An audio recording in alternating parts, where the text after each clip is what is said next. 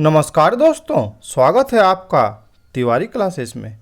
आज के इस वीडियो में मोहन राकेश द्वारा रचित एक बहुत ही महत्वपूर्ण एकांकी बहुत बड़ा सवाल, इसी पर चर्चा करेंगे। आपके सिलेबस को ध्यान में रखते हुए पहले कथासार को देख लेंगे, फिर कथ्य या फिर अंतर्वस्तु इसको समझेंगे, इस एकांकी के चरित्र विधान को समझेंगे, इसके परिवेश संरचना को देखेंगे, इसका शीर्षक बहुत बड़ा सवाल किस प्रकार से एक सार्थक शीर्षक है इसको देखेंगे। वैसे ही संरचना शिल्प को समझेंगे, इसके रंगमंचीयता को देखेंगे और इसके प्रतिपाद्य को समझ लेंगे। तो ये सारे टॉपिक्स आपके एग्ज़ाम के पॉइंट ऑफ व्यू से काफ़ी इम्पॉर्टेंट है। इससे पहले के परीक्षाओं में भी इससे लगातार प्रश्न पूछे जाते हैं और आगे के परीक्षाओं के लिए भी ये काफ़ी इम्पॉर्टेंट है।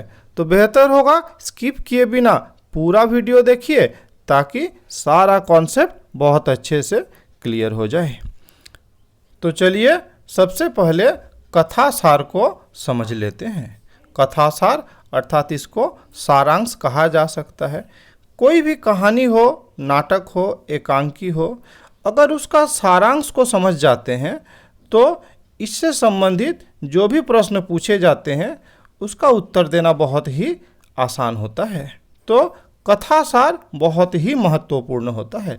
तो चलिए पहले हम लोग इसको देख लेते हैं। मोहन राकेश द्वारा लिखी गई एकांकी बहुत बड़ा सवाल में low grade workers welfare society की एक बैठक को विषय बनाया गया है। इस नाम में ही पूरा कहानी का सारांश छुपा हुआ है ना। लो ग्रेड वर्कर्स मतलब कह सकते हैं जो निम्न लेवल में क्या करते हैं, नौकरी करते हैं, वैसे लोगों के वेलफेयर सोसाइटी, वेलफेयर मतलब कल्याणकारी, मतलब उन लोगों के कल्याण के लिए जो बनाया गया सोसाइटी है उसी का एक बैठक को इसका विषय बनाया गया है। यह भी बताया गया है कि ये लोग किस तरह से एक दूसरे का टांग खींचते हैं, अर्थात न खुद आगे बढ़ेंगे न ही किसी को आगे बढ़ने देंगे, और अपना पतन ये लोग किस तरह से खुद ही लाते हैं। मुख्यतः इसी बात को इसमें दिखाया गया है। इस बैठक के एजेंडे से किसी सदस्य को पहले से अवगत नहीं कराया गया है। तो ये तो सबसे गलत बात हो गई है ना कि किस एजेंडे पर आज का बैठक है ये तो सबको जानकारी में होनी चाहिए, लेकिन यहाँ पे ऐसा नहीं है। बैठक की व्यवस्था स्कूल के एक छोटे से कमरे में की गई है जिसमें ब्लैक बोर्ड को हटाकर कोने में रख दिया गया है। इसमें अध्यक्ष के लिए जो मास्टर जी की कुर्सी है उसका इस्तेमाल किया जा रहा है और जितने सदस्य होंगे तो उसके लिए बच्चों के डेस्क की ही व्यवस्था है, अर्थात बच्चों के डेस्क में सदस्य लोग बैठेंगे और मास्टर के चेयर में जो अध्यक्ष है वो बैठेंगे। एकांकी का आरंभ एक तरह से कामों से उबे हुए राम भरोसे और श्याम भरोसे से होता है। ये दोनों जो है उसी स्कूल के कर्मचारी हैं जो एक ही तरह के काम करते करते थक गए हैं, है ना। ये दोनों आप कह सकते हैं कि उसी स्कूल के पियोन है ना, जो कुर्सी मेज और डेस्कों से धूल साफ कर रहे हैं, है ना। अर्थात इन्हें कहा गया है कि यहाँ पे एक मीटिंग होनी है तो आप लोग क्या करें, जो कुर्सी है ना, मेज है, डेस्क है, उसको साफ कर दिए। इस बैठक में शामिल होने वाले सदस्य इसे गंभीरता से नहीं लेते हैं, वे केवल इसे समय बिताने का साधन मानते हैं। अर्थात ये जो मीटिंग है इसमें क्या निर्णय होगा, इससे हमारा क्या अच्छा हो सकता है, इन सब बातों से लोग गंभीर नहीं है, वो तो सिर्फ इसे टाइम पास समझते हैं। कुछ सदस्यों के आने पर भी बैठक के बारे में कोई बात नहीं होती, वे आपस में एक दूसरे पर छींटाकशी करते रहते हैं तथा अनुपस्थित अध्यक्ष के चरित्र पर लांछन लगाते हुए बहस करते रहते हैं और मूंगफली का दौर चलता रहता है। अर्थात यह है कि जो मूल मुद्दा है इससे भटका हुआ है ना। जिस कार्य के लिए लोग उपस्थित हुए हैं, है ना, उसको नज़रअंदाज करते हुए दूसरे पर छींटाकशी करना, जो उपस्थित नहीं है उसके चरित्र के लिए कोई बात करना, उस पर लांछन लगाना, है ना। इधर मूंगफली का दौर चल रहा है, हो सकता है चाय भी चले। अध्यक्ष की अनुपस्थिति में एक सदस्य कपूर को अध्यक्ष बनाकर बैठक प्रारंभ करने का प्रयास किया जाता है, परंतु उसके संबोधन भाइयों और बहनों को लेकर फिर से लंबी बहस चल पड़ती है। अर्थात कुछ लोगों को लगता है कि ये जो संबोधन है भाइयों और बहनों, ये सही नहीं है, कुछ दूसरा होना चाहिए, जैसे कि लेडीज एंड जेंटलमैन वगैरह, है ना। इस तरह से इस बात को लेके भी क्या है, लंबी बहस चलती है। आखिरकार जब बैठक का सेक्रेटरी कार्यवाही प्रारंभ करने का प्रयास करता है तो अन्य सदस्य उसके असंबद्ध और उबाऊ भाषण के बीच में रोक टोक और टीका टिप्पणी करते रहते हैं। ले देकर जब प्रस्ताव पढ़ने की बारी आती है तो पता चलता है कि प्रस्ताव ही उसकी फाइल से गायब है ना। वह जगह जगह उसे ढूंढता है और अंततः वह कूड़े के ढेर में गिरा हुआ मिलता है।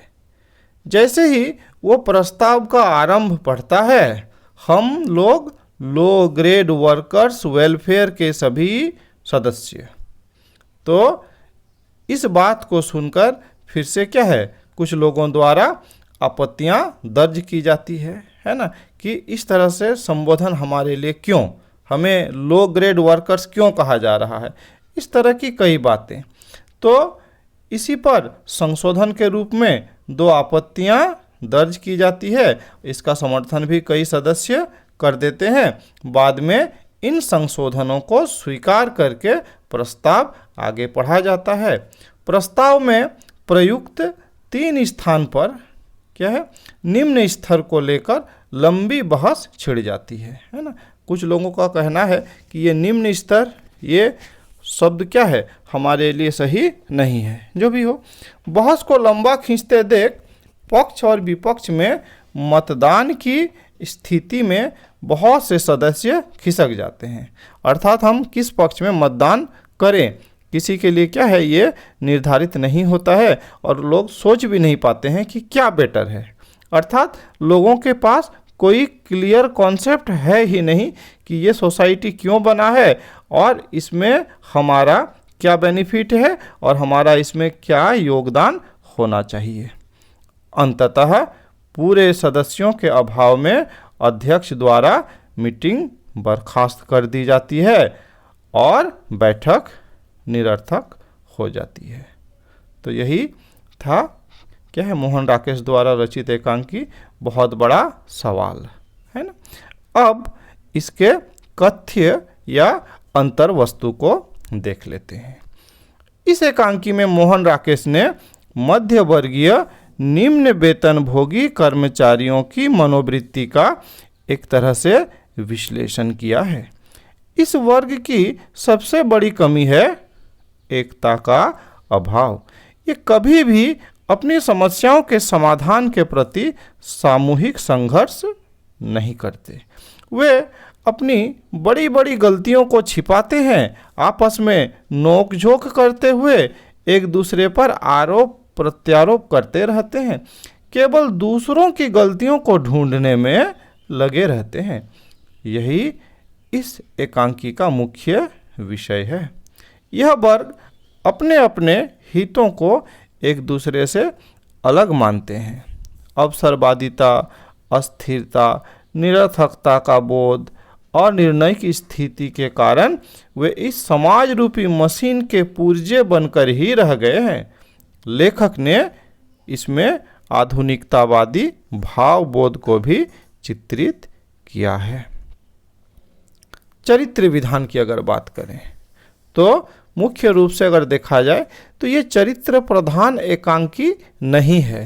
अर्थात आप कह सकते हैं कि इस एकांकी में किसी एक का जो चरित्र है वो विशिष्ट है, ऐसा नहीं कहा जा सकता, है ना।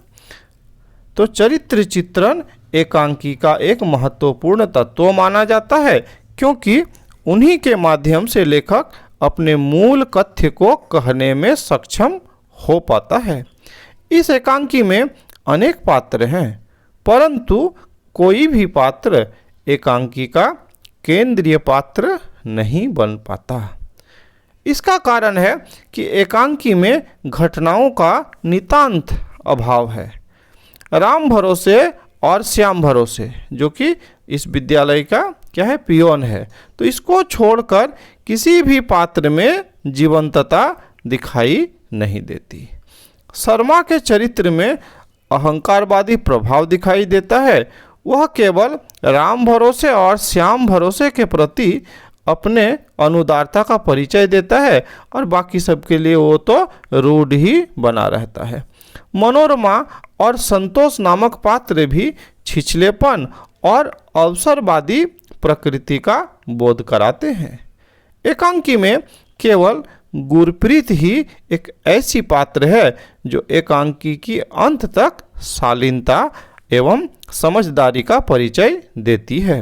वो बैठक के प्रति गंभीर दिखाई देती है और अन्य सदस्यों के द्वारा दूसरों की बुराई करने पर वो असंतुष्टता व्यक्त करती है और बार बार कहती है प्लीज़ प्लीज़, है ना, दिस इज़ टू मच, ऐसा कहकर कहती है कि अब वो सब छोड़िए और जो मूल मुद्दा है उस पर बात कीजिए। अध्यक्ष की अनुपस्थिति में एक सदस्य कपूर वो मीटिंग की अध्यक्षता करता है। वो भी अपनी नीयत और प्रकृति का पूरा परिचय देता है। शेष पात्रों की अगर बात की जाए तो शेष पात्रों में प्रेम प्रकाश, दीनदयाल, रमेश, मोहन, सत्यपाल आदि सभी एक विशेष निम्न मध्यवर्गीय वर्ग को परिलक्षित करते हैं। एकांकी का आरंभ तथा अंत राम भरोसे एवं श्याम भरोसे नामक पात्रों से होता है।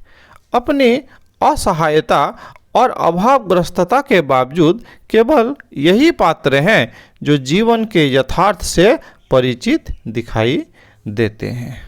अब अगर बात की जाए इसकी परिवेश, है ना, तो किस तरह की परिवेश संरचना इसमें दिखाई गई है। स्वाधीनता के बाद भारतीय समाज को स्वच्छंदता के रूप में बढ़ावा मिला। इसका परिणाम ये हुआ कि धीरे धीरे शिक्षित मध्य वर्ग में कुंठा की भावना घर करने लगी और सरकारी नौकरी में कार्यरत मध्य वर्ग, विशेष रूप से जो शिक्षित मध्य वर्ग में, उसमें एक अलग प्रकार की ही मानसिकता का विकास होने लगा। वो न तो निम्न वर्ग के साथ तालमेल बिठा सका और न ही उच्च वर्ग में प्रवेश पाने की इच्छा पूरी कर सका। फलस्वरूप वह अंतर्मुखी हो गया। उसने अपने अधिकारों के लिए अनेक कल्याणकारी संगठनों का निर्माण तो किया, लेकिन सामूहिक एकता और दायित्वहीनता के कारण वह किसी नतीजे पर नहीं पहुंच सका। मोहन राकेश ने अपनी एकांकी में इसी शिक्षित निम्न वर्ग को विषय बनाया है। मोहन राकेश ने इस एकांकी में उन व्यक्तियों पर तीखा प्रहार किया है जो लोग बैठकों को अपने भड़ास निकालने का एक माध्यम बना लेते हैं और कर्मचारी संगठन जैसी सार्थक संस्था को भी हास्यास्पद बना देते हैं।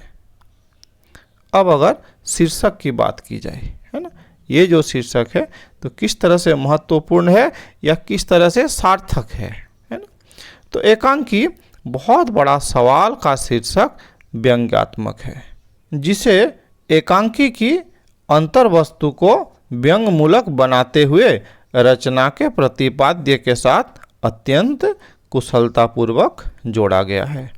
प्रायः अधिकांश पाठक और आलोचक इसके शीर्षक को कर्मचारियों के हित से संबंध रखने वाले बड़े बड़े सवालों या देश के सामने उपस्थित बड़े बड़े मुद्दों से जोड़कर देखते हैं, लेकिन इस एकांकी में सबसे बड़े सवाल के रूप में निम्न वेतन भोगी कर्मचारियों के माध्यम से शिक्षित निम्न मध्य वर्गीय मानसिकता पर कटाक्ष किया गया है। उनमें एकता का नितांत अभाव है। वे अपने सामूहिक हितों के प्रति उदासीन हैं। सदा एक दूसरे को नीचा दिखाने की प्रवृत्ति को इस शीर्षक द्वारा रेखांकित किया गया है। यही वह बहुत बड़ा सवाल है जो आवास से संबंधित मुद्दे पर होने वाली बैठक को निरर्थक बना देता है। यहाँ सवाल अपने व्यंग्यार्थक आशय में निम्न मध्य वर्गीय चरित्र को भी बहुत अधिक रेखांकित करता है। अब अगर इस एकांकी की संरचना शिल्प की बात की जाए तो एकांकी में एक दृश्य है ना, एकांकी का अर्थ ही होता है कि एक अंक में दिखाए गए नाटक है ना। तो एकांकी में एक दृश्य और विशेष रूप से रंगमंचीय होने के कारण संवाद अत्यंत महत्वपूर्ण भूमिका का निर्वाह करते हैं। रंगमंचीय अर्थात ये एकांकी हो या नाटक हो, इसको रंगमंच पर खेला जाता है ना, अर्थात रंगमंच पर इसका प्रदर्शन होता है लोगों के सामने। तो संवाद अति महत्वपूर्ण है। नाटकीय संवादों की भाषा में पद रचना वाक्य रचना के संदर्भ में व्याकरण के नियमों की पर्याप्त उपेक्षा मिलेगी है ना, अर्थात व्याकरण को ज़्यादा ध्यान में नहीं रखा जाता है। ऐसे भाषा का प्रयोग किया जाता है जो लोगों को बहुत अच्छा लगे है ना, लोगों का उसमें क्या है, रुचि बना रहे। अनुतान बलाघात, दो शब्दों के बीच का अंतराल, विराम चिन्हों, मनोभाव सूचक चिन्हों आदि के प्रयोग से भी भाषा में अभिव्यक्ति को अधिक प्रभावशाली बनाया जाता है ना, अर्थात एकांकी के लिए या फिर नाटक के लिए ये काफ़ी महत्वपूर्ण है। प्रस्तुत एकांकी में भी इन्हीं तत्वों के द्वारा इसके शिल्प को विशेष बनाया गया है। रंगमंचीयता एकांकी के संरचना शिल्प की दूसरी महत्वपूर्ण विशेषता है। इसलिए कुशल एवं सचेत एकांकीकार को अपनी ओर से कोष्ठकों में वातावरण, ध्वनि, छाया, प्रकाश, मंच सज्जा, पात्रों की मनोदशा तथा आंगिक चेष्टाओं के संबंध में कुछ सुझाव संकेत भी देने पड़ते हैं, जिन्हें पारिभाषिक शब्दावली में रंग निर्देश कहा जाता है। अर्थात एकांकीकार को एकांकी में रंग निर्देश भी देना पड़ता है। मोहन राकेश ने भी परिवेश, पात्रों के हाव भाव, मनोदशा आदि संबंधी संकेत देकर इसके संरचना शिल्प को उभार दिया है। अब इसके रंगमंचीयता पर बात करते हैं। आप जानते हैं कि रंगमंच की दृष्टि से ये जो एकांकी है या कोई भी एकांकी या नाटक हो, वो सटीक बैठना चाहिए है ना।